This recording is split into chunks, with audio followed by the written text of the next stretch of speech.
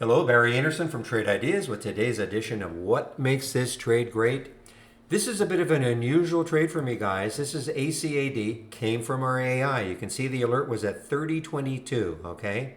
Now you see what it did? It actually, it popped up a little bit, pulled back to that level, and started to move from here. Now I did not actually see this until I was on my break, my lunch break. I saw it right here on this little break. And normally I don't take a trade so close to the whole number, but this time I decided to do it.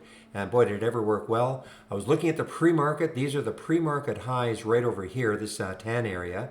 And that's where I'm thinking maybe it's going to stall there. I did actually take some out at the 3150 mark.